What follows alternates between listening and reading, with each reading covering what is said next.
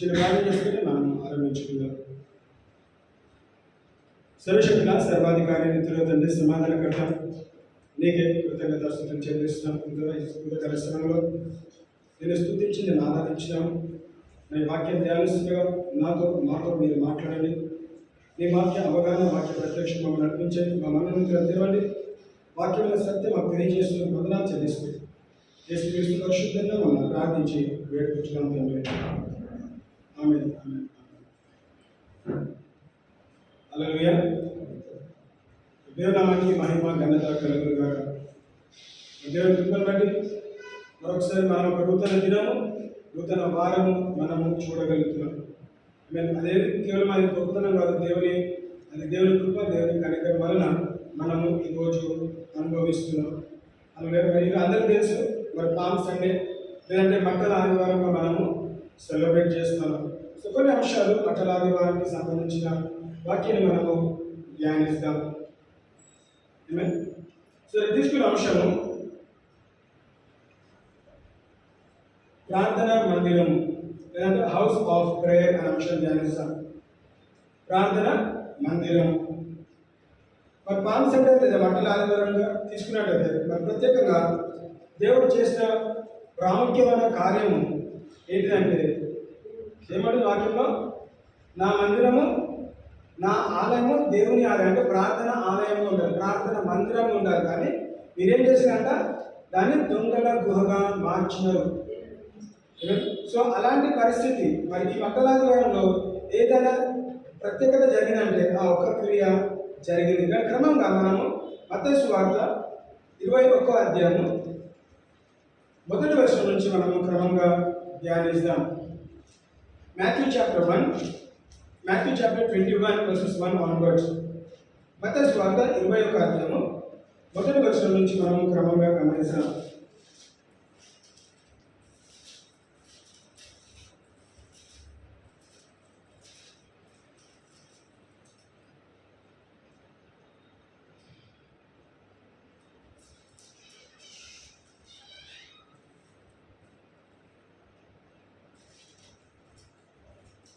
మత్తయి సువార్త 21వ అధ్యాయం 1వ వచనము.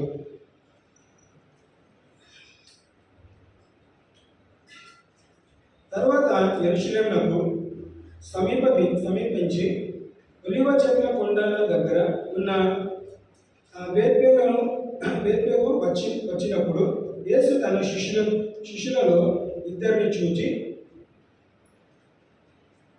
మీ ఎదుటనున్న గ్రామమునకు వెళ్ళుడి. వెళ్ళగానే కట్టబడి ఉన్న ఒక గాడిదయు దానితోనున్న ఒక గాడిద పిల్లయు మీకు కనబడును. వాటిని విప్పి నా యొద్దకు తోలుకొని రండి అని చెప్పారు. సో మొదటి వచనం గమనిస్తే, and when they drew nigh unto Jerusalem and were come to Bethel unto the Mount of Olives, then sent Jesus 2 disciples. Mount of Olives అంటే ఒలివ చెట్ల కొండ, ఆ కొండ దగ్గర వాక్యం తెలుస్తుంది. ఒలివ చెట్ల అంటే ఒలివ కొండ మీద అని గమనిస్తే మౌంట్ ఆఫ్ ఆలివ్స్ అంటే ఒలివ కొండ పైన ప్రత్యేకంగా ఏం జరిగిందో గమనిస్తాం. చాలాసార్లు మరి యేసుక్రీస్తును ఆ కొండల పైన చూడటం మనం గమనిస్తాం. సో ఆ కొండల పైన యేసుక్రీస్తు ఏం చేస్తాడంట, అక్కడ చేసిన క్రియలు గమనిస్తే ఏమేమి పనులు చేసిన అక్కడ ఒలివ కొండల పైన ప్రార్థన చేసినట్టు గమనిస్తాము. ఒలివ కొండ పైన వాక్య పరిచయ బోధ చేయడం గమనిస్తున్నాము. ఒలివ కొండ పైన ప్రవచనము చెప్పడం గమనిస్తాము. ఒలివ కొండ పైన సిద్ధపాటు కూడా మనం నేర్చుకుంటున్నాం. సో ఏమన్నా అక్కడ ఒలివ కొండల నుంచి ఎక్కడికి వస్తున్నారంట, యెరూషలేము పట్టణానికి వస్తున్నారు.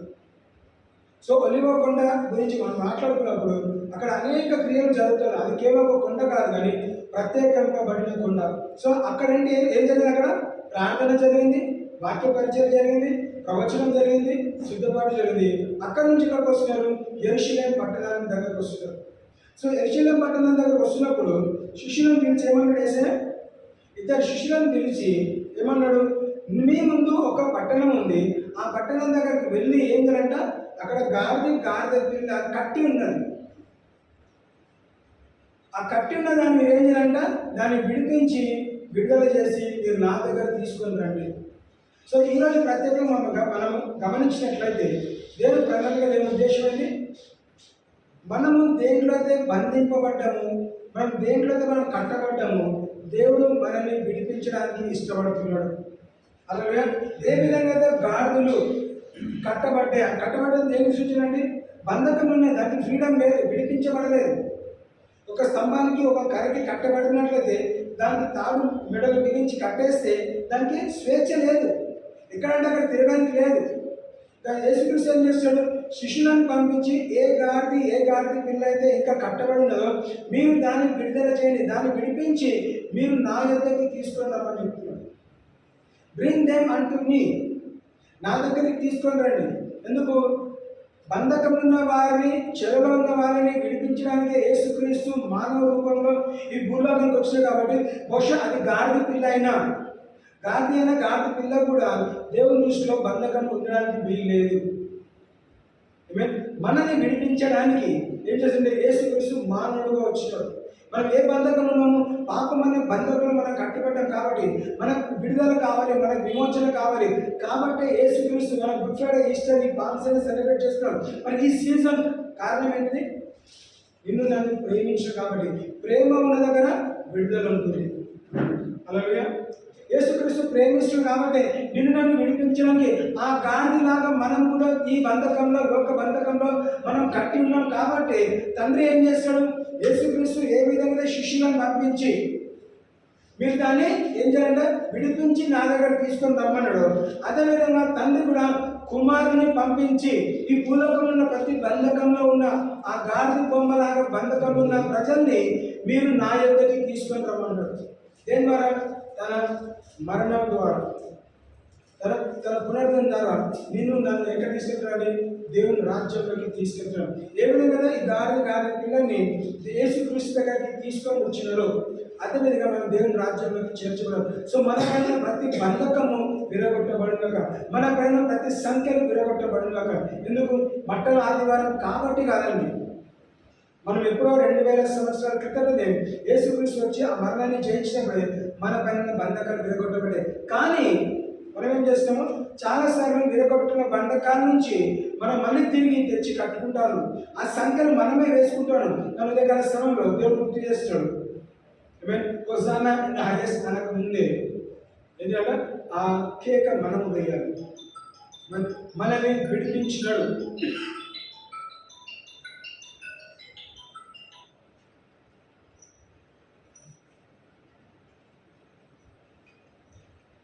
మూడవ వచనం గమనిస్తే, ఎప్పుడైనాను మీతో ఏమైనాను అనిన ఎడల ప్రభువునకు కావలసి ఉన్నవని చెప్పవలెను. వెంటనే అతడు వాటిని తోలిపెట్టునని చెప్పి వారిని పంపాను. వాళ్ళకు ఒక డౌట్ కూడా ఉంది. మేము వెళ్ళి ఆ గాడిద పిల్లని విడిపించి తీసుకుని వస్తే మరి 10 మంది ఎవరైనా అడుగుతారు, బహుశా మమ్మల్ని దొంగలు అనుకుంటారు, దొంగలిస్తాం అనుకుంటారు. సో ఏం చేయాలంటే ఏమన్నాడు? యెహోవాకి ప్రభువు నాకు కావాలి ఉన్నది అంటే ఏంటిది? ప్రభు ఎవరో ఆ గాడిద ఓనర్కి తెలుసు. The owner of the donkey new who Jesus is. So శిష్యులను పంపించినప్పుడు వాళ్ళు ఏం చేస్తారంట?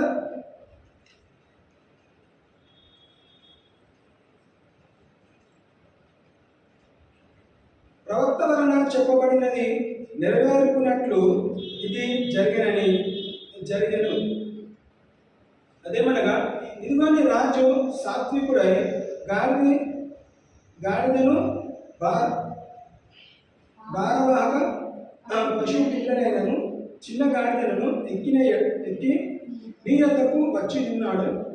సియోను కుమార్తె చెప్పుడే అని అనున్నది. చూడండి, గమనిస్తే క్రమంగా ఒకదాంతో ఒకటి మనం క్రియలు గమనిస్తే ఏం చేస్తాడంట? ఒలివ కొండల నుంచి ప్రార్థన కొండల నుంచి లేకపోతే ప్రవచించిన కొండల దగ్గర నుంచి ఏం చేస్తాడంట? క్రమక్రమంగా వస్తాడు. సో యెరూషలేము పట్టణం వెళ్ళకుండా ఏమోనంట? అక్కడ గాడిద పిల్లని విడిపించాలి. దాని తర్వాత తీసుకొస్తే ఆ క్రియ ఎందుకు జరిగిందంట? ఇక్కడ ప్రవచనం రాయబడ్డది కాబట్టి ప్రవచనం నెరవేర్చబడడానికి ఆ క్రియ చేస్తూ ఉన్నారు.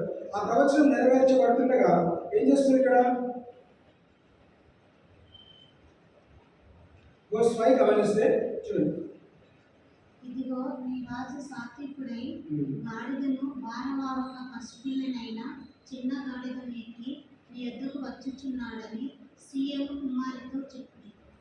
ఏమంటారంట? గాడిద పిల్లని ఎక్కి నీ దగ్గరికి వచ్చుచున్నాడు. Tell ye the daughter of Zion, behold the king cometh unto thee, meek and sitting upon an ass, and a colt the foal of an ass. ఏమంటున్నది? యేసుక్రీస్తు తను తాను తగ్గించుకొని గాడిద పిల్ల మీద కూర్చొని ఎక్కడికి వస్తాడు? యెరూషలేము పట్టణంలోకి వస్తున్నాడు. ఎందుకు? అక్కడ ప్రవచనం రాయబడ్డది కాబట్టి. ప్రవచనం నెరవేర్చబడాలంటే మరి యేసుక్రీస్తు రాయబడ్డది నాకు సంబంధం లేదని కాకుండా రాయబడిన వాక్యము ప్రవచించిన మాటను నెరవేర్చడానికి తను తాను తగ్గించుకోవాలి. నేను దేవుని కుమారుని, నేను కదా, నేను దేవుని కుమారుని, నేనేంటి గాడిద బొమ్మ మీద ఎక్కాలనుకున్నా కదా? పశువులన్నింటిలో కన్నా మనం దేనిదంటే ఆ గాడిదని తక్కువ చూపుతో చూస్తూ ఉంటాం. ఎందుకు పనికిరానిదిగా చూస్తారు? గాడిద దేనికి మనకు వస్తాయంటే బరువులు సామాను మోయడానికి, చాకిరీ చేయడానికి మనకు వస్తుంది కదా. మనం చాలాసార్లు మామూలుగా మనం ఎవరైనా తిట్టాలనుకున్నా కానీ గాడిదతో పోల్చి తిడుతూ ఉంటాం. ఎందుకు? బుద్ధి లేదు, జ్ఞానం లేదు, గాడిదలాగా పనిచేస్తావు కదా, గాడిదలాగా ఉన్నావు అని ఎన్నోసార్లు తిడుతూ ఉంటాం. సో ఎంత తక్కువ చూపు చూసిన ఆ పశువుని, ఆ గాడిదని దేవుడు చేసినాడు. దేవుని దృష్టిలో అది శ్రేష్టంగా ఎంచబడ్డది. అలా మనం కూడా ఈ లోకము మనల్ని గాడిదతో పోలుస్తున్నాం. హేళన చేసి గొర్రెలు అని అంటూ ఉన్నారు. ఎన్ని హేళన చేసినా కానీ మనుషులు చెప్పే మాట బట్టి కాదు, దేవుడు చెప్పిన మాట బట్టి మన జీవితం నెరవేర్చబడుతుంది. దేవుడు మనం నిన్ను ఏ విధంగా చూస్తున్నాడు? మనము ప్రత్యేకింపబడిన వారము. హల్లెలూయా. దేవుని దృష్టిలో మనం దేవుని కుమారులము, కుమార్తెలుగా పిలువబడుతున్నాడు. సో లోకం నిన్ను నన్ను ఏ పేరు పెట్టి పిలిచడానికి అవసరం అండి. నేను ఎస్సీ అంటదా, బీసీ అంటదా, ఎస్టీ అంటదా, అదర్ కాస్ట్ అంటదా, నీకు నాకు సంబంధం లేదు. మనం యేసుక్రీస్తు పరిశుద్ధ రక్తంతో కడగబడిన వారు కాబట్టి దేవుని దృష్టిలో you are a peculiar person. నువ్వు ప్రత్యేకింపబడిన వ్యక్తి అని పాఠం సెలవుస్తుంది. సో నువ్వు ప్రత్యేకింపబడిన వ్యక్తి అయితే నువ్వు ఏం చేయాలంట? నేను ప్రత్యేకింపబడిన వ్యక్తిని కాబట్టి దేవుడు నాతో నివాసము చేస్తాడు. ఆ గాడి ప్రత్యేకింపబడిన గాడి కాబట్టి ఏం చేయాలంటే యేసుక్రీస్తు ఏర్పాటు చేసుకొని దాని మీద కూర్చొని సవారీ చేయగలిగినాడు. ప్రజలందరూ కూడా దాన్ని తక్కువ చూపుతో చూస్తే కానీ యేసుక్రీస్తు దృష్టిలో ఆ రోజు ఏంటంటే ప్రత్యేకింపబడిన గాడిగా ఉన్నది. ఎందుకు? యేసుక్రీస్తు స్వయాన దాని మీద కూర్చొని సవారీ చేస్తున్నాడు. చూడండి 7వ వచనం. ఆ గాడిదలు దాని పిల్లను తోలుకొని వచ్చి వాటి మీద తమ బట్టలు వేయగా ఆయన బట్టల మీద కూర్చుండేది. చాలు. ఇక్కడ చూడండి, ఇప్పుడు గాడిదని తేయడమే కాదు, ఇప్పుడు గాడిని ఏం చేస్తున్నారు? అలంకరిస్తున్నారు. అలంకరణ అంటే గాడిద మీద ఏం చేస్తారంట? వాళ్ళ బట్టలని, కొత్త బట్టలు కాదు, వాళ్ళు వేసుకున్న బట్టలు ఇప్పి ఏం చేస్తున్నారంట? గాడిద మీద వేస్తున్నారు. కొంచెం అనుకుందాము, గాడిద తరపున ఆలోచిస్తే, అరే వీళ్ళేంటి నన్ను ఈరోజు వింతగా చేస్తున్నారు, ఈ రోజు కూడా నన్ను ఇట్లా ట్రీట్ చేయలేదు, ఈ రోజు కూడా నన్ను మంచిగా చూడలేదు, ఈరోజు ఏంటి ప్రత్యేకంగా నన్ను తీసుకొచ్చినారు, ప్రత్యేకంగా నా మీద బట్టలు వేస్తున్నారు, నాకు మర్యాద చేస్తున్నారు. ఈ మర్యాద ప్రత్యేకత అంతా ఏ ఒక్క మనిషి కారణం వచ్చిందండి? యేసుక్రీస్తు కారణంగా ఆ గాడిదకి ఏమొచ్చిందంట? గౌరవం వచ్చింది, మర్యాద ఇస్తున్నారు, ఏమైనా పట్టించుకుంటున్నాడు. ఏం చేస్తారంట? వాళ్ళ మీద ఉన్న బట్టలు తీసి గాడిద పైన పరిచి ఇంకేం చేస్తున్నారు? జనసమూహంలోనూ అనేకులు తమ బట్టలు దారి పొడుగున పరిచారు. కొందరు చెట్ల కొమ్మలు నరికి దారి పొడుగున పరిచారు. చూడండి, ఆ గాడిదను దాని పిల్లను తోలుకొని వచ్చి వాటి మీద తమ బట్టలు వేయగా ఆయన బట్టల మీద కూర్చుండెను. మనం ఇక్కడ పోతే క్వశ్చన్స్ చేసుకుంటాం. బహుశా గాడి మీద కూర్చోడానికి కన్వీనియంట్ కాకపోతే వాళ్ళ బట్టలు తీసేసి ఏం చేస్తారంట? గాడి పిల్ల మీద వేసి యేసుక్రీస్తుని గాడి మీద కూర్చోబెట్టినారు. తర్వాత ఏమైనా జన సమూహంలోనూ అనేకులు తమ బట్టలు దారి పొడవున పరిచిరి, కొందరు చెట్ల కొమ్మలు నరికి దారి పొడుగున పరిచిరి. ఇప్పుడు ఏం చేస్తున్నారు నెక్స్ట్? వాళ్ళు కొమ్మలు నరికినారు. ఫస్ట్ ఏమో బట్టలు తీసి గాడి మీద తెచ్చినారు, యేసుక్రీస్తు కూర్చోబెట్టారు. ఇప్పుడు ఆ గాడి దగ్గర నడవాలి, విషయ బట్టను వైపు నడుచుకుంటూ వెళ్ళాలి. ఆ నడుచుకుంటూ వెళ్ళాల్సిన గాడిద విషయంలో కూడా ఏం చేస్తారంట? సన్మానం చేస్తున్నారు కదా, రెడ్ కార్పెట్ అంటారు.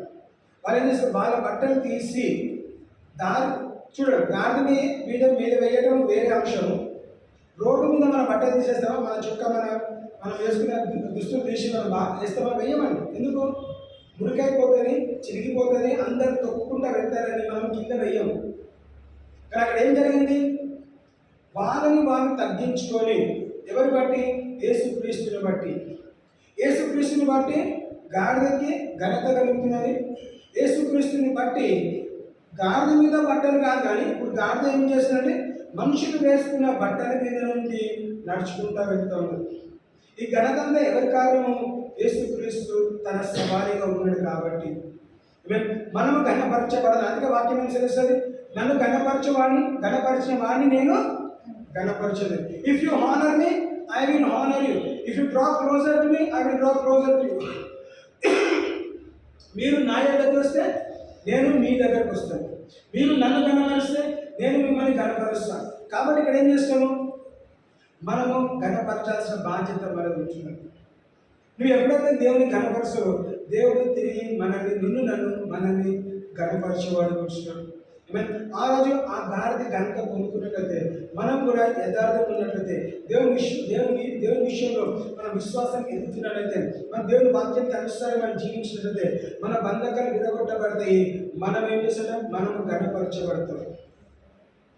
బహుశా గాడిద అనేక శ్రమలు వెళ్ళొచ్చు, కానీ శ్రమలన్నీ కొట్టేసి ఏం చేశాడంట?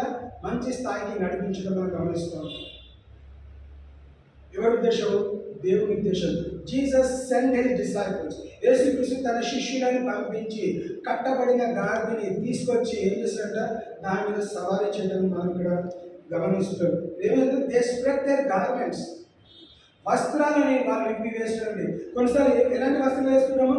వస్త్రాల గురించి మాట్లాడుకుంటే నీతి వస్త్రం ఉన్నది, పాపంతో కూడిన వస్త్రం ఉన్నది. సో అక్కడ అందరూ కొడుకున్నారు. మంచి వాళ్ళు ఉన్నారు, చెడు వాళ్ళు ఉన్నారు, ద్వేషించే వాళ్ళు ఉన్నారు, పక్క పెట్టుకున్నారు. అందరూ చూసి ఏం చేస్తారు? వాళ్ళ వస్త్రాలు తీసేసి యేసుక్రీస్తుని సన్మానిస్తున్నారు. దారి పొడవున కొమ్మలు నరికినారు, కొమ్మలు పరిచినారు. ఇంకేం చేసినారు? బట్టలు పరిచినారు. బట్టల మీద గాడిని సవారీ చేసుకుంటూ వెళ్ళింది. ఇంకొక ఆశ్చర్యం ఏంటిది అనుకోవచ్చు, అరే నా మీద వేస్తే ఓకే, కానీ నా కాలం కింద వేస్తున్నారేంటి బట్టల్ని? నేనే విధంగా బట్టల మీద నడుచుకుంటూ వెళ్ళాలి? మురికైపోతే కదా, చినిగిపోతే కదా, పాడైపోతే కదా అన్న ఆలోచన గాడికి అనవసరం అండి. ఎందుకు? నా పైన యేసుక్రీస్తు కూర్చున్నాడు. నా పైన కూర్చున్నవాడు లోకరక్షకుడు.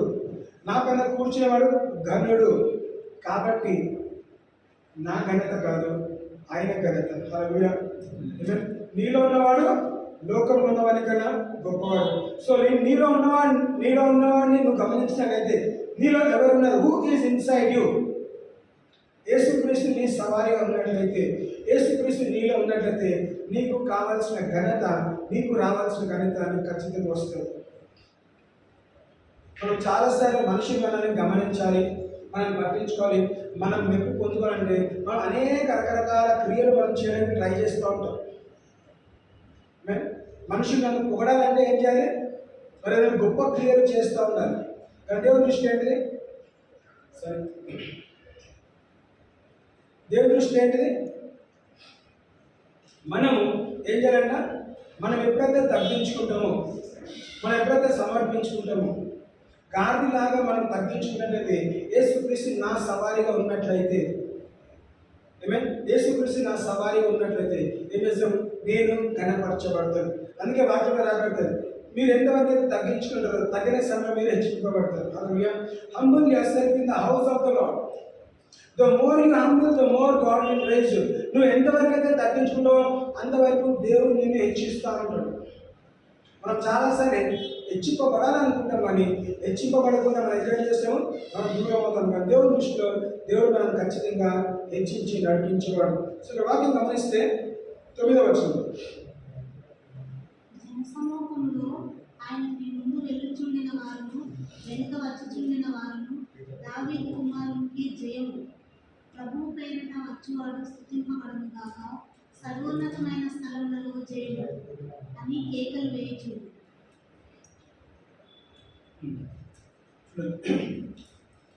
ఏం చేశారంట? జన సమూహంలో ఆయనకు ముందుగా వెళ్ళుచుండిన వారును వెనుక వచ్చుచుండిన వారును దావీదు కుమారునికి జయము ప్రభు పేరిట వచ్చువాడు స్తుతింపబడును గాక సర్వోన్నతమైన స్థలములలో జయము అని కేకలు వేయించుండేది. ఏం చేస్తున్నారు ఇప్పుడు? ఎవరు గుర్తు చూడండి, యేసుక్రీస్తుని వాళ్ళు గుర్తు చేస్తున్నారు, యేసుక్రీస్తుని ఘనపరుస్తున్నారు. ఏమని స్టార్ట్ చేశారు? And the multitude that went before and that followed cried saying hosanna to the son of David. దావీదు కుమారునికి జయము. ఇంకేమన్నాడు? Blessed is he that coming in the name of the Lord. సర్వోన్నతమైన స్థలములలో జయము. ప్రభు పేరిట వచ్చువాడు స్తుతింపబడును గాక. హల్లెలూయా. ప్రభు పేరిట వచ్చిన వారికి ఏమరంట? స్తుతింపబడును గాక వాక్యం చేస్తారు. Blessed is he that coming in the name of the lord. So దేవుని ఉద్దేశం ఏంటిది? కుమారుణ్ణి ఘనపరుస్తూ ఉంటాడు. ఎందుకు? కుమారుడు తండ్రిని ఘనపరుస్తాడు, తండ్రి కుమారుని ఘనపరుస్తాడు. దేని ద్వారా ఘనత కలుగుతున్నది? ఎందుకు పనికిరాని తక్కువ చూపుతో చూసిన గాడిద బొమ్మ మీద కూర్చొని సవారీ చేస్తుండగా తనకి ఘనత కలిగింది, తనతో పాటు చేసిన సవారీ వారికి కూడా ఘనత కలుగుతుంది. ఆ ప్లేస్లో గాడిద కాకుండా వేరే ఏ పశువున్నా కానీ ఆ పశువు కూడా ఘనత కలిగింది. ఎందుకు? యేసుక్రీస్తుని బట్టి. Because of the lord Jesus Christ నీకు నాకు ఘనత కలుగుతున్నది. నిన్ను నన్ను పట్టించుకుంటారు. ఈరోజు బికాస్ ఆఫ్ జీసస్ అంటే యేసుక్రీస్తుని నమ్మిన వారం కాబట్టి ఈరోజు లోకం మనం తక్కువ చూపుతో చూడొచ్చు, చిన్న చూపుతో చూడొచ్చు, ఇంకా మనం గొర్రెలు అని మాట్లాడచ్చు. కానీ వాళ్ళన్న మాట బట్టి కాదు, వాళ్ళు పలుకుతున్న మాటలు బట్టి కాదు, వాళ్ళని హేళన చేసినా, దూషించినా, ప్రేమించినా, ద్వేషించినా కానీ అన్ని పక్కన పెట్టుకుంటే క్రీస్తు ప్రేమని మనం చాటిన వారిగా ఉండాలి. ఏమే చూడండి, రీసెంట్గా మనం ఈ అనేక గొడవలు చూస్తూ ఉన్నాం కదా. ఒక పాస్టర్ చనిపోవటము కదా, ఆ చనిపోయిన సంఘటన చంపేసినారని కొంతమంది ఏమో యాక్సిడెంట్లో చనిపోయినాడు. ఆ వార్త వింటా ఉన్నాం. ఆ వార్తకి కారణం ఏంటి? అసలు చనిపోవడానికి కారణం ఏంటి? లేకపోతే క్రైస్తవుని ద్వేషించిన కారణం ఏంటిది? మనకు అప్పగించిన పని మనం చేయకుండా మనము 10 మందితోని ఏం చేస్తాము? డిబేట్ అంటాం. నా దేవుడు నీ దేవుడు అని ఎవరి దేవుడు వాళ్ళని ఏం చేస్తారు? హెచ్చించుకుంటా గొడవ పడుతూ డిబేట్ చేస్తారు. కాబట్టి ఈరోజు ఇంత దూరం వచ్చింది. వాక్యంలో గమనిస్తారు ప్రత్యేకంగా ఈ మాట ఏం చెప్తున్నారంటే మనకి తెలియాలి. కాబట్టి వాక్యం ఏం చెప్తున్నారు? సర్వలోకానికంటే సర్వ సృష్టికి సువార్త ప్రకటించుకున్నాడు.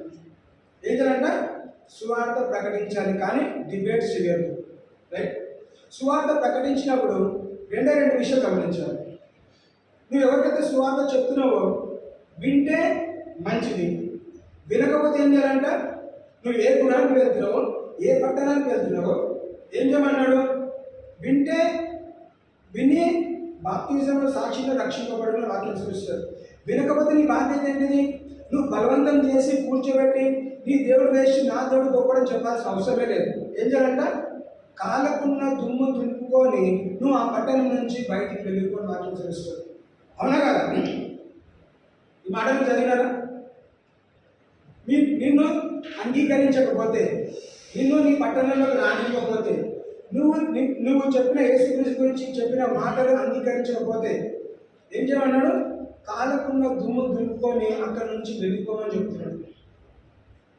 నువ్వు అక్కడే ఉండి వాళ్ళతో గొడవపడుతూ, వాళ్ళతో కొట్లాడుతూ, డిబేట్ చేస్తూ, నీ దేవుడు నీవెంత నేనెంత, నీ దేవుడు ఎంత నా దేవుడు ఎంత అని గొడవపడి అవమానం తెప్పని ఎక్కడ కూడా రాసలేదు, చెప్పలేదు.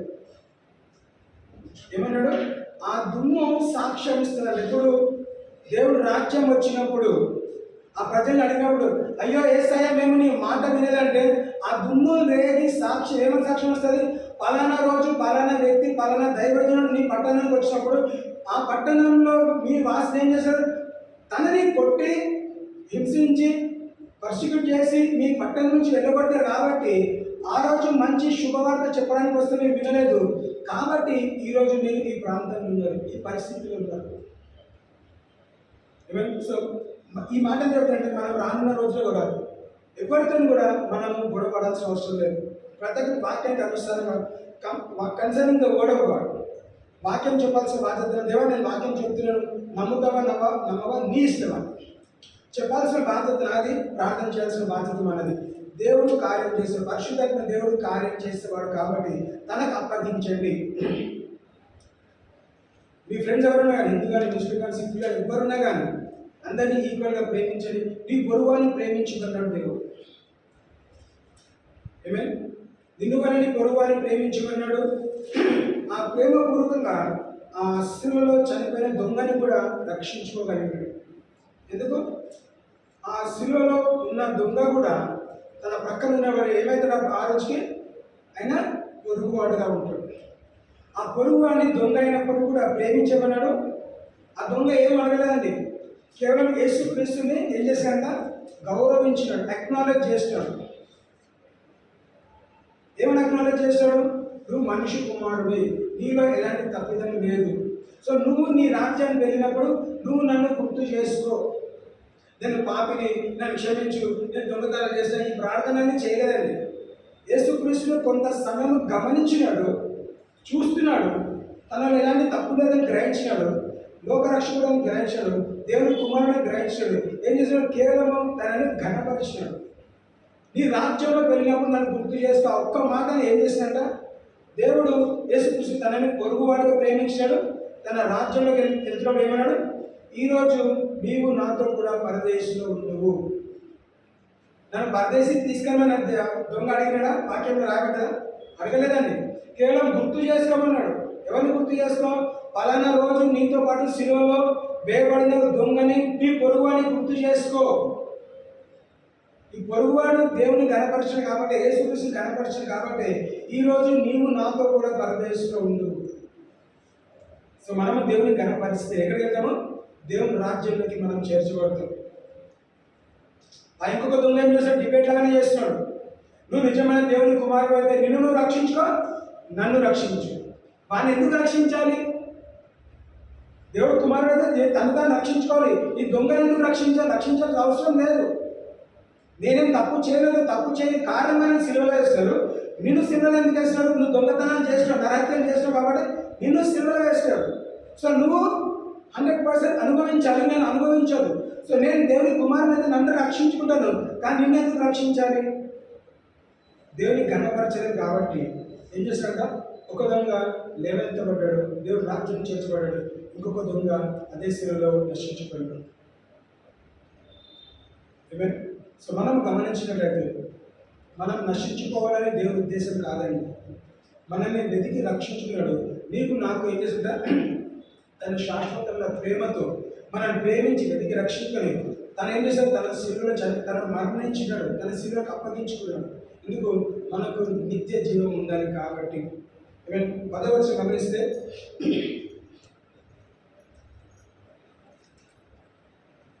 ఆయన యెరూషలేములోనికి వచ్చినప్పుడు పట్టణమంతా ఈయన ఎవరు అని కలవరపడింది. ఒకసారి చూడండి ఏమైందండి. అంతకాలం బహుశా యేసుక్రీస్తుని చూస్తూ వచ్చినా కానీ ఆ రోజు జరుగుతున్న క్రియ బరాత్ మనకు అర్థమవుతుంది. ఏమే? సో అది ఏమైంది? ఆ బరాతు తీస్తున్నప్పుడు లేదంటే యేసుక్రీస్తు వస్తున్నప్పుడు అక్కడ ఉన్న శబ్దం బట్టి ఎవరికి అర్థం, ఆ చుట్టుపక్కల ఉన్న ప్రజలకు అర్థం అవ్వట్లేదు. చూడండి, the word of God says, చూడండి, and when he came into Jerusalem, all the city was moved, saying, who is this? ఈ వ్యక్తి ఎవరు? ఇంతవరకు ఇలాంటి ఘనపరిచిన వ్యక్తి మేము చూడలేదు. ఏమని చేస్తే ఎందుకు అట్లా అడిగినారు? ఎందుకంటే అక్కడ ప్రజలందరూ మల్టిట్యూడ్స్ అని ఉంటుంది. జన సమూహం ఏం చేస్తున్నారు? మామూలుగా వెళ్ళట్లేదండి. హోసన్నా హోసన్నా అని కేక వేస్తున్నారు. ఎక్కడ పడితే అక్కడ చెట్టు కొమ్మలు నరుకుతున్నారు, ఆ రోడ్లను భరిస్తున్నారు, వాళ్ళ బట్టలకు భరిస్తున్నారు, వాళ్ళ నేల మీద నడవనీయట్లేదు. ఈ క్రియలన్నీ బయట వాళ్ళు అన్య జనులు చూస్తుండగా ఏమని గుర్తు చేశారు? Who is that person? మనకు కూడా అర్థమవుతుంది, మనం కూడా కొంచెం చూస్తాం కదా అలాంటి పరిస్థితి కదా. Who is that person? ఆ ఇంపార్టెంట్ పర్సన్ ఎవరు? ఇంతగా అనుకుందాం కదా, ఇంత సీన్ క్రియేట్ చేస్తున్నారు. ఎవరైనా అల్లరి చేస్తున్నారు, కేకలు వేస్తున్నారు, హోసన అంటున్నారు కదా, దావీదు కుమారుడు అని హెచ్చిస్తున్నారు. Who is that person? So దానికి ఇచ్చిన ఇంట్రడక్షన్ ఏంటిది? వర్స్ 11 గమనిద్దాం. జనసమూహము ఈయన గలిలయ నుండి నజరేతు వాడను ప్రవక్త అయిన యేసు అని చెప్పి. అందులో ఏమని ఇంట్రడ్యూస్ చేశారండి? ప్రవక్త అని ఇంట్రడ్యూస్ చేస్తున్నారు. ఎవరు? తన చుట్టుపక్కల ఉన్న జన సమూహము ఏమని గుర్తు చేశారు? ఈయన నజరేతు, Jesus the prophet of Nazareth of Galilee. జన సమూహము ఈయన గలిలయలోని నజరేతు వాడకు ప్రవక్త అయిన యేసు అని చెప్పిరి. They introduced him as the profit. Who is this అని వాళ్ళు క్వశ్చన్ వేస్తే వీరు ఇచ్చిన ఆన్సర్ ఏంటి? ఈయన ప్రవక్త. ఎక్కడి నుంచి వచ్చినట్ట? నజరేత్ అనే పట్టణం నుంచి వచ్చిన ప్రవక్త. ఆ రోజు ప్రవక్తలని గౌరవించేవారు. ఆ రోజున ప్రవక్తలను ఏం చేసేవారు? హెచ్చించేవారు. ఎందుకంటే ప్రవక్త దగ్గర మాట ఉంటుంది, ప్రవక్త దగ్గర దేవుని వాక్యం ఉంటుంది కాబట్టి వాళ్ళు గౌరవించేవారు.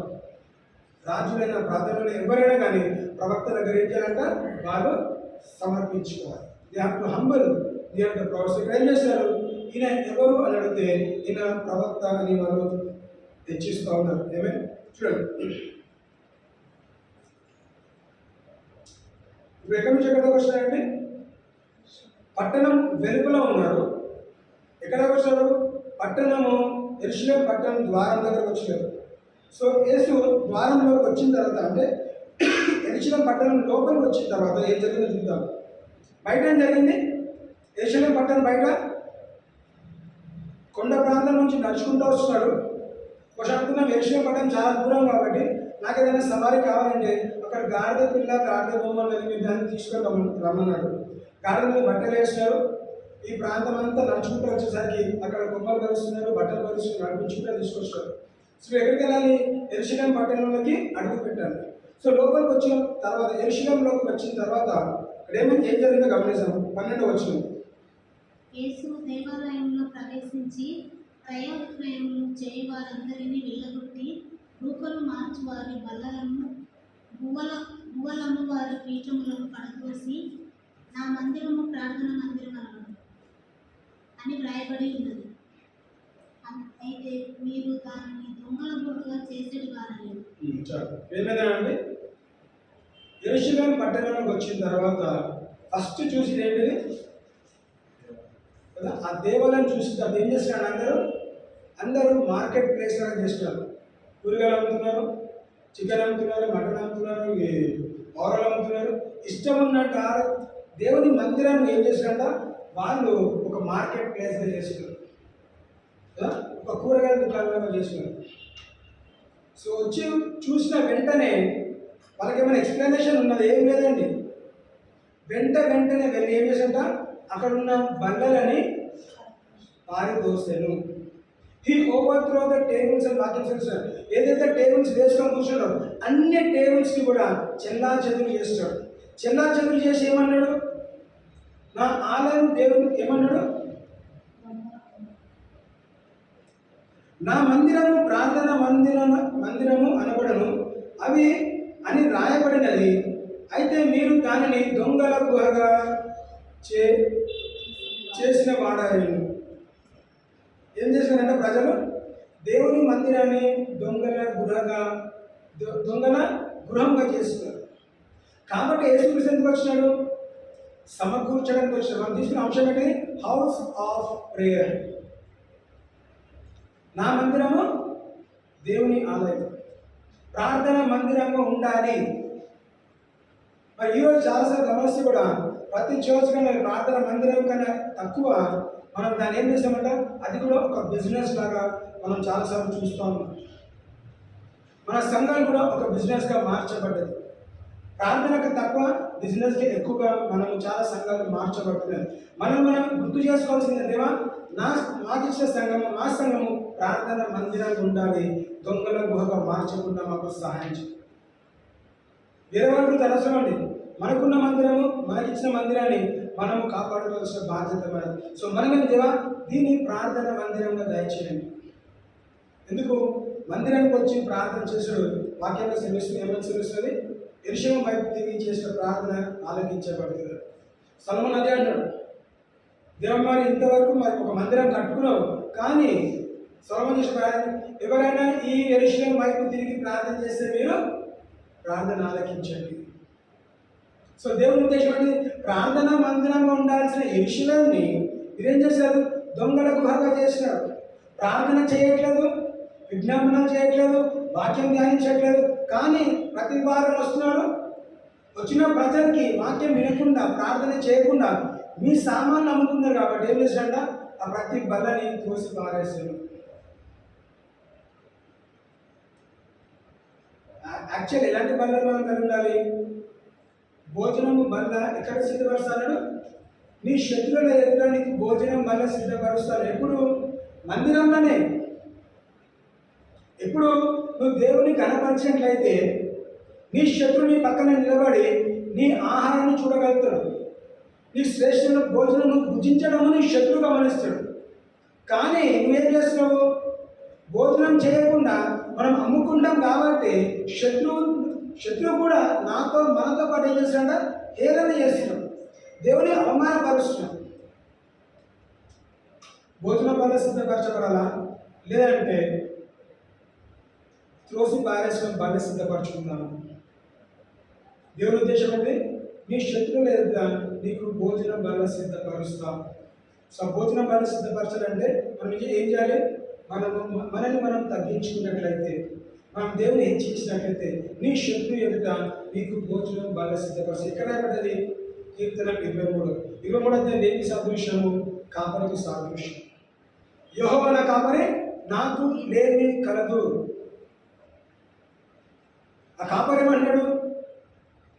శత్రువు పక్కన నువ్వు కూర్చొని నీ భోజనం బల్ల మీద సిద్ధపరుస్తా అంటున్నాడు. శ్రేష్టమైన ఆహారము, శ్రేష్టమైన పదార్థాలు, శ్రేష్టమైన భోజనము నువ్వు కలిగి ఉంటే ఎప్పుడు? నీ శత్రువు ఎదుట. నీ శత్రువు ఎవరు? నేను చిన్న చూపు చూసేవారు, నేను నీ గురించి తక్కువగా మాట్లాడుతున్నారు, నిన్ను ద్వేషించేవారు, నీ మీద పగ పెట్టుకునేవారు, నువ్వు చర్చికి వెళ్తే చర్చికి వెళ్ళకుండా చేసేవారు, నీ చర్చి ధ్వంసం చేసేవారు, నేను అవమానపరిచేవారు. వాళ్ళ దగ్గర ఏం చేస్తున్నాడు? వాళ్ళు నువ్వు శ్రేష్టమైన అనుభవించడంలో నేను చూస్తున్నాడు. మనం ఏం చేయాలి? నోరు మూసుకొని మనకు అప్పగించిన పని మనం చేసుకునే వాళ్ళని డిబేట్లు చేయాల్సిన అవసరం లేదు, ఎవరితో గొడవ పడాల్సిన అవసరం లేదు. కాలేజ్ నుంచి వెళ్ళగొట్టారా, చర్చ్ నుంచి వెళ్ళగొట్టారా, వాళ్ళ ఇంట్లో నుంచి వెళ్ళగొట్టారా, ఏం చేయాలంట? కేవలము దుమ్ము దులుపుకొని వెళ్ళిపోవాలి. సరే, నువ్వు మా కాలనీకి వస్తే నీ సంగతి చేస్తే కాదండి. మేము ఈరోజు తక్కువ మంది ఉన్నాం కాబట్టి నువ్వు మా మీద హెచ్చిస్తావు, నువ్వు మా ఇలాకాకి రా, నువ్వు మా అడ్డలకి రా మాట్లాడతావు. అవునా కదా? ఏం చేయాలంట? ఎవరి అడ్డలకి వెళ్ళాల్సిన అవసరం లేదు. కేవలం క్రైస్తవులుగా, విశ్వాసులుగా మనం ఏం చేయాలి? యేసుక్రీస్తు విషయంలో మనం వెళ్ళినప్పుడు మనం దూషింపబడితే మనం ఏం చేయాలంట? మెదలకుండా అక్కడి నుంచి తొలగిపోవాలి. ఏం చేయాలంట? కాలకుండా దుమ్ము దులుపుకొని వెళ్ళిపోవాలి. ఎవరు సాక్షిగా ఉంటారంట? దుమ్మిన దుమ్ము ఎన్ని వేల సంవత్సరాలు అలాగనే ఆ దుమ్ము సాక్షిగా నిలబడుతుంది. ఎందుకు? నువ్వు యేసుక్రీస్తులో వాక్యంలో రాయబడిన మాటని నువ్వు క్రియారూపంగా చేస్తుందివా? నేను వెళ్ళినాను వాక్యం చెప్పడానికి, వాళ్ళు అంగీకరించలేదు. మరి నేనేం చేయాలి? నువ్వు గొడవ పడద్దు, ప్రేమించను, నీ శత్రువుని ప్రేమించు, నిన్ను హింసించే వాళ్ళ కొరకు నువ్వు ప్రార్థన చేయను కాబట్టి ప్రేమిస్తున్నావు, ప్రార్థన చేసి అక్కడి నుంచి పక్కకు తొలగిపోతావు. నీకు అప్పగించిన నువ్వే చూసుకో. ఏమైనప్పుడు వాడు నీ దగ్గరికి రాడు, నువ్వు వాళ్ళ దగ్గరికి వెళ్ళవు. ఎలాంటి గొడవలు ఉండవు, ఎవరి దారిలో ఎవరి మార్గంలో వాళ్ళు హాయిగా ఉంటారు. సో ఇక్కడ గమనిస్తే ఏం చేయాలంటే మన మందిరాన్ని ప్రార్థన మందిరంగా మనము మార్చాలి. ప్రార్థన మందిరంగా మార్చినప్పుడు కదా అనేక గొప్ప అద్భుత కార్యాలు మనము సంఘంగా అనుభవిస్తాం. సో గమనిస్తే చూడండి 14 వచనం. దేవాలయంలో ఆయన ఎదుగులాగా ఆయన వారిని స్వస్థపరిచారు. ఏమిటంట? కుంటివారును దేవాలయంలో ఆయన యొద్దకు రాగా ఆయన వారిని స్వస్థపరిచారు. యాక్చువల్ ఏముండాలి? దేవాలయంలో అద్భుతాలు, సూచకులు, స్వస్థతలు జరగాలి. కానీ ఇక్కడ ఏం జరుగుతున్నది? అక్కడ ఏం జరుగుతున్నది? వ్యాపారం జరుగుతున్నది, బిజినెస్ జరుగుతున్నది. సో యేసుక్రీస్తు అక్కడ వచ్చి ఏం చేస్తాడు? ఇక్కడ జరగాల్సింది జరగాలి కాబట్టి వ్యాపారాన్ని వెలగొట్టి స్వస్థతలు చేయడం ఆరంభించినాడు. గుడ్డివారికి చూపించినాడు, కుంటివారికి నడిపించినాడు. సో ఆత్మీయ రెండు గమనిస్తే వాక్యం ఏం తెలుస్తుంది? We walk by faith and not by sight. గుడ్డితనం చూడాలి. వాక్యం గుడ్డితనం గురించి మాట్లాడితే వాక్యం ఏం తెలుస్తుంది? ఈ లోక దేవత మనుషులను ఏం చేసినట్ట? గుడ్డితనం కలగజేసినది. సో యేసుక్రీస్తు ఏం చేస్తున్నాడు? ఆ గుడ్డితనం తొలగించడానికే ఈ వాక్యమైన వెలుగు మనకు అనుగ్రహించినాడు. సో మనం కూడా గుడ్డితనంలో ఉన్నాము. మనం వెలుగులోకి రావాలంటే ఏం చేయాలంట? మనం మందిరంలో ఉండాలి. మందిరంలో ఉన్నప్పుడు ఏమవుతుందంట? మనం వాక్యాన్ని ధ్యానిస్తున్నాము, వాక్యం ద్వారా హెచ్చరింపబడుతున్నాము, వాక్యం చదవగలుగుతున్నాం, వాక్యం వినగలుగుతున్నాం, వాక్యం చూడగలుగుతున్నాం. సో ఏమవుతుంది? మన గుడ్డితనం తొలగించబడుతుంది. మన గుడ్డితనం వెళ్ళిపోవాలని ఏం చేయాలంట? మనము లేచి నడవాలి. అంటే దేవుని ఉద్దేశం ఏంటిది? మీరు ప్రతిసారి వాక్యం వింటున్నారు, ప్రతిసారి వాక్యం ధ్యానిస్తున్నాడు, మీ ఇంట్లో మీ గృహాలు చేస్తారు, కానీ మీరేం చేయాలంట? లేచి నడవాలి. మీ చచ్చుబడిన కాలకి దేవుడు మీకు ఏం చేస్తాడు? బలం ఇస్తున్నాడు, ఆరోగ్యం ఇస్తున్నాడు. మీరు లేచి నడివి ముందుకు వెళ్ళండి. Rise up and walk. బై దేవుని పరిచయం చేయడానికి అనుకుందాం, శిష్యులు అందరూ కూడా కుంటి వాళ్ళకి ఇంట్లో వచ్చేవారా? కాదండి. ఏం చేశాడు యేసుక్రీస్తు? పంపించే ముందు వాళ్ళపైన పరిశుద్ధాత్మని ఊదినాడు, సమాధానం కలుగునుగాక చెప్పినాడు, వాగ్దానం ఇచ్చాడు. ఇక నేను లోకాన్ని జయించినాను, నేను మీతో సదాకాలం ఉంటానని వాగ్దానం ఇచ్చి పంపించాడు. కాబట్టి ప్రతి శిష్యుడు కూడా వాగ్దానం తీసుకొని చేశాక వాళ్ళ మన్ననెక్కలు తిరగబడ్డాయి, వాళ్ళ ఎముకలకి బలం వచ్చింది, వాళ్ళు నడవగలిగినారు, ప్రయాణం చేయగలిగినారు, ఇంత దూరం రాగలిగినారు. ఏం చేశాక? నీకు నాకు వాక్యాన్ని అందించినారు. శారీరక గుడ్డితనం ఆ రోజు దేవుడు స్వస్థత చేస్తాడు. ఈరోజు మనకు కావాల్సింది ఏంటంటే ఆత్మీయ గుడ్డితనం నుంచి మనకు విడుదల కావాలి, ఆత్మీయ గుడ్డితనం నుంచి మనకు విడుదల కావాలి. Gospel of faith. సువార్త ప్రకటించే కాళ్ళని దయచేది అని పాట పాడటం కాదు, దేవుడు మనకు అనుగ్రహించడం, మనం వెళ్ళి చేయాలి. అవమానం వచ్చినా, దూషించి వచ్చినా కానీ ఏం చేయాలంటే మెదలకుండా ఆ ప్రాంతం నుంచి ఇంకొక ప్రాంతానికి వెళ్ళిపోవాలి. ఎవరితో గొడవ బస్ కొట్టిండొచ్చు, మన బైబిల్ చింపేసి ఉండొచ్చు, మన కరెక్ట్ చింపేసి ఉండొచ్చు, వదిలేసాం అక్కడికి. ఎందుకు? నువ్వు నమ్మే దేవుడు వారిని గమనిస్తున్నాడు కాబట్టి. ఎవరిదండి యుద్ధము? యుద్ధం యెహోవానే పాడుతున్నాం, కానీ కరెక్ట్ సిచ్యువేషన్ వచ్చేసరికి మనం కూడా తిరుగుబాటు చేస్తాం. సరే బ్రదర్, మీరు మీ కాలనీలో లేదంటే మీ ఇళ్ళలో మీ పట్టణంలో వాక్య పరిచయం చేయనట్లు కదా, మేము చేయము, వెళ్ళిపోతాం. నువ్వు వెళ్ళకపోతే దేవుడు నేను ప్రశ్నిస్తాడు, వెళ్తే నేను ప్రశ్నించాడు. అంగీకరించిన వాళ్ళని, స్వీకరించిన వాళ్ళని లేదా ధృవీకరించిన వాళ్ళని దేవుడు ప్రశ్నిస్తాడు. కాబట్టి నువ్వు చింతించాల్సిన అవసరం లేదు. ఏమన్నట్టు వాక్యం? ఈ హీల్ దెమ్, దేవుడు స్వస్థపరిచేవాడు. అలాగే ఎరుచుగా పట్టణంలో వచ్చిన తర్వాత ఏం జరిగిందండి? ఏది ఉండాలో దాన్ని ఉంచినాడు, ఏది ఉండదో దాన్ని తొలగించినాడు. సో మనం కూడా ఏంటి? దేనికి సాదృశ్యం? మన దేహము దేవుని ఆలయం. సో మనం అడగాల్సింది దేవా, ఈ దేవుని ఆలయంలో ఏముండాలో దాన్ని ఉంచండి, ఏముండదో దాన్ని తొలగించండి. మనం ప్రార్థన చేస్తే దేవుడు మనల్ని స్వస్థపరుస్తాడు. ఆత్మీయ స్వస్థత మనకు కలుగుతుంది. ఆత్మీయ గుడ్డితనం నుంచి తొలగబడతాము, ఆత్మీయ గుడ్డితనం నుంచి మనము విడుదల పొందుకుంటాం. పాంసన్న గారు కేవలం ఒక చెట్టు నుంచి మంటలు విరిచి మంటలు ఊపుకుంటే చర్చి రావడం కాదండి. నువ్వు మంటలు చర్చికి తీసుకురాకపోయినా దేవుడు ఏమన్నాడు? హృదయ వైఖరిని అంగీకరించున్నాను. మీ హృదయం ఏమైతుందో, ఎలాంటి బలను కలిగి ఉన్నావు? భోజన బల సిద్ధపరచడానికి నువ్వు రెడీ ఉన్నావా, లేదంటే వ్యాపారం చేసే బలతో నువ్వు రెడీ ఉన్నావా? వ్యాపారం చేసే బల ఉద్దేశంతో నువ్వు సంఘానికి వస్తే దాన్ని తొలగించి భోజనం బల దేవుడు సిద్ధపరుస్తున్నాడు. అందుకే వారం ఏం చేస్తామండి? ప్రభురాత్రి భోజనం అంటాం, దేవుని బల్ల అంటాం. బల్ల దగ్గర ఏంటంట? నీకు నాకు పాపక్షమాపణ ఉన్నది, నీకు నాకు విమోచన ఉన్నది, నీకు నాకు స్వస్థత ఉన్నది, నీకు జీవితం నా జీవితంలో మార్పు రావడానికి దేవుని బల్ల దగ్గర మనం చేరుతా ఉన్నాం. ఏ బల తొలగించాలి? వ్యాపారం చేసే ఈ లోకరీతికి ఉన్న బంధని తొలగించి ప్రభు బంధని మనం పొందుకున్నట్లయితే మన జీవితంలో కావాల్సిన ఆత్మ స్వస్థత మనము అనుభవిస్తాం. సో గమనిస్తే ఇక్కడ చివరిగా 16వ వచనం. నీవు చెప్పుచున్నది వినుచున్నావా అని ఆయన అడిగారు. అందుకు యేసు, వినుచున్నాను. బాలుల యొక్కయు చంటి పిల్లల యొక్కయు నోట స్తోత్రము సిద్ధింపజేసితివి అను మాట మీరెన్నడూ చదవలేదా అని వారితో చెప్పి వారిని పిలిచి పట్టణం నుండి బయలుదేరి బెతనియకు వెళ్ళి అక్కడ బస చేస్తారు. And said unto him, Hearest thou what these say? And Jesus said unto them, Yea, have ye never heard out of the mouth of babes and sucklings, thou hast perfected praise? ఏం చేశారంట? రాయబడి లేదా? ఏమని రాయబడినది? స్తుతి ఆరాధన చేస్తారని.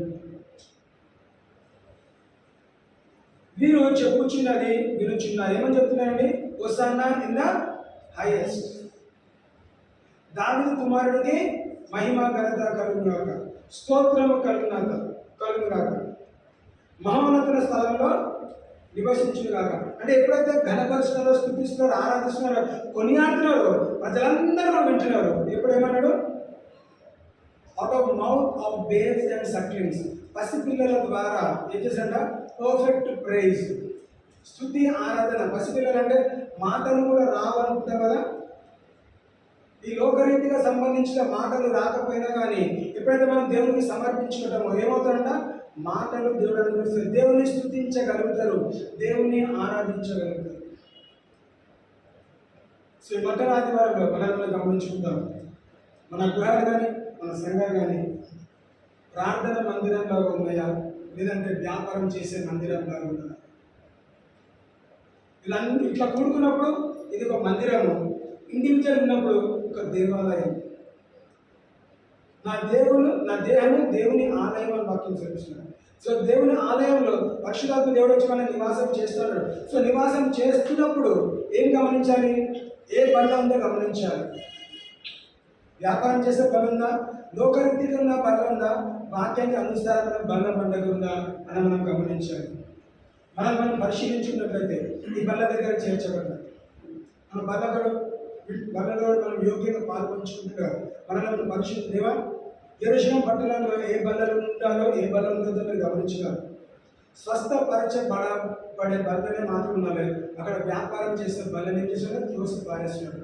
నా మందిరము ప్రార్థన మందిరం ఉండాలి, కానీ మీరు దొంగల గుహ చేస్తారు. సో వాక్యం సరే, దొంగలందరినీ కూడా వెళ్ళగొట్టిన వాడు కూర్చోడు. దొంగతనం చేయడానికి, నాశనం చేయడానికి, నరహత్య చేయడానికి వస్తారు. కానీ నేను ఎందుకు వచ్చినా? జీవము, నిత్య జీవం ఇవ్వడానికి వచ్చింది. కాబట్టి యెరూషలేములో జీవం, నిత్య జీవం ఉండాలంటే ఏం చేయాలంట? గుడ్డితనం తొలగించబడాలి, గుడ్డితనము విడిపించబడాలి. సో ఏది ఉండాలో అది ఉంటుంది, ఏది ఉండదో అది దేవుడు దాన్ని తొలగిస్తాడు. సో మనం పరిశీలించుకుంటున్నాం. మనం అడుగుతాం కదా, నా జీవితంలో ఏమి ఉండాలో దాన్ని ఉంచండి, ఏది ఉండదో దాని మీద పెరిగి పారేయండి. తొలగించమని అడిగినప్పుడు దేవుడు ఖచ్చితంగా ఆ కార్యం చేయడానికి సిద్ధపడుతుంది. అలాగే దేవుడు కొద్ది మాటని దీవించుకున్నాక